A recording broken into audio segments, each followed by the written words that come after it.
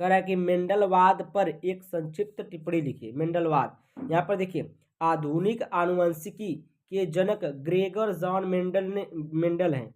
इसके द्वारा किए गए प्रयोगों तथा दिए गए नियमों को ही मेंडलवाद कहा जाता है। ठीक है, जो मेंडल ने प्रयोग किया और जो नियम दिया उसी को हम लोग क्या बोलते हैं, मेंडलवाद कहते हैं। ठीक है, मेंडल ने मटर के पौधों पर प्रयोग करके 3 नियम प्रतिपादित किए। कौन कौन से? प्रभाविता का नियम, पहला है आपका प्रभाविता का नियम। ठीक है, इस नियम में जब 2 विपरीत लक्षण वाले शुद्ध जनकों के मध्य संकरण कराया जाता है तब संतान F1 पीढ़ी में केवल एक ही लक्षण प्रदर्शित करते हैं। जो लक्षण प्रदर्शित होता है उसे प्रभावी लक्षण कहते हैं तथा जो प्रदर्शित नहीं होता है उसे अप्रभावी जीन प्रदर्शन को रोक देता है। ठीक है, जो अप्रभावी जीन होता है वो क्या करता है, प्रदर्शन को रोक देता है। ठीक है, उसके बाद देखिए दूसरा नियम है पृथक्करण का नियम।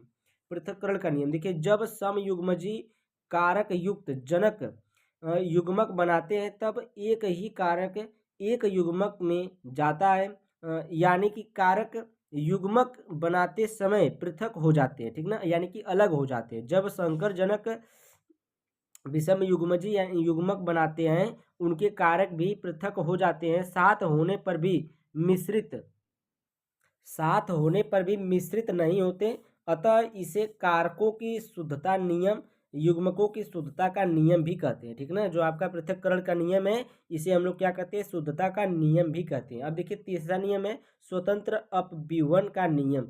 स्वतंत्र अपव्यूहन का नियम देखिए क्या है, जब कभी 2 या 2 से अधिक विपरीत लक्षणों वाले जनकों में संकरण कराया जाता है तब युग्मक बनाते समय कारक स्वतंत्र रूप से पृथक होते हैं तथा एक दूसरे की वंशागति को प्रभावित नहीं करते हैं। इसी हम लोग क्या कहते हैं, स्वतंत्र अपव्यूहन का नियम कहते हैं।